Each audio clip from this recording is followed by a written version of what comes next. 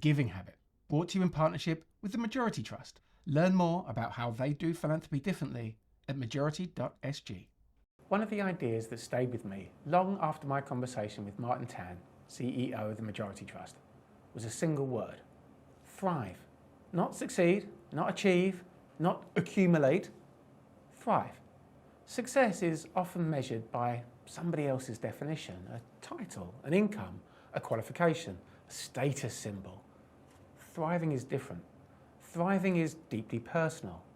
It's possible to be wealthy and not thrive. It's possible to have very little and still live a life full of purpose, dignity, and connection.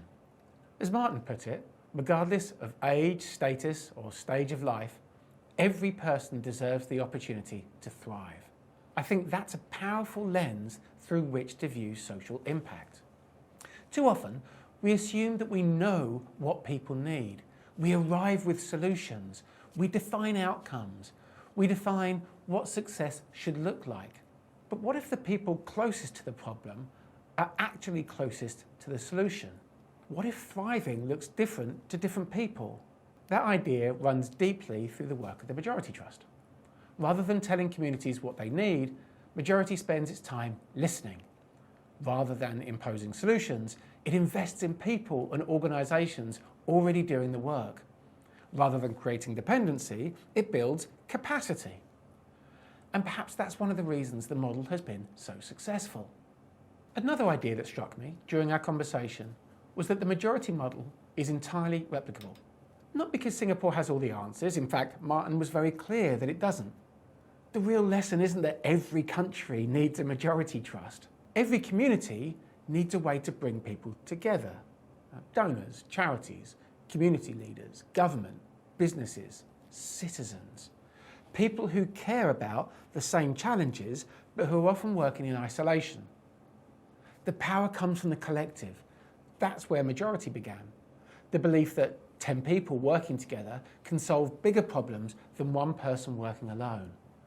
And that principle can work anywhere, whether that's in Singapore, Sydney, Bangkok, London, Jakarta.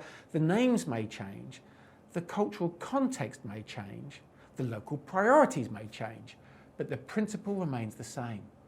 Trust local people, back local organisations, bring people together around a shared purpose, build relationships, share resources, create opportunities for collaboration. The Foundry, a collaborative co-working space for social impact organisations, is run by the Majurity Trust and is a living embodiment of these ideas.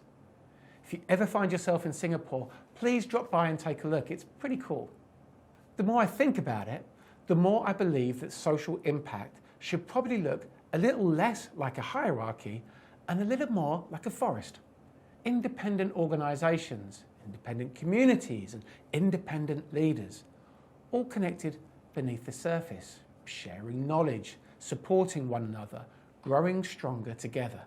That image emerged during our conversation as we discussed mycelium networks in nature and how healthy ecosystems thrive through connection rather than control. And perhaps that brings me to the thing that impressed me most about the Majurity Trust. It isn't the funding model or the innovation. It isn't even the Foundry, impressive though that space is. It is the people. During the course of our conversation, Martin spoke often about ecosystems, collaboration, and collective impact. But underneath all those concepts sits something much simpler: relationships, trust, mutual respect. Again and again, he returned to the idea that meaningful change happens when people stop working in isolation and start working together. Now, that sounds obvious, but it's surprisingly rare. Many organisations talk about collaboration, yet few genuinely practice it. What I've observed during my time working alongside the team at the Majurity Trust is that they genuinely believe progress is a shared endeavour. There is a humility in the way they approach their work, an understanding that they don't have all the answers, and so there's a willingness to listen as well, a desire to create space for others to succeed. And perhaps that's why the organisation has grown the way it has. Not because it has the biggest budget or the perfect strategy, but because it has attracted people who care deeply about the mission and equally deeply about one another. Toward the end of our conversation, Martin reflected on the importance of gratitude. The idea that none of this work happens because of any single individual. It happens because donors, charities, volunteers, staff, community leaders and government partners all choose to contribute something larger than themselves. I think there's wisdom in that. We often celebrate heroic individuals, but lasting social impact is rarely the work of heroes. It is usually the work of enablers like the Majurity Trust, who help precipitate change. But mostly it is the work of communities, groups of people who choose to trust one another, who choose to collaborate, who choose to believe that progress is possible.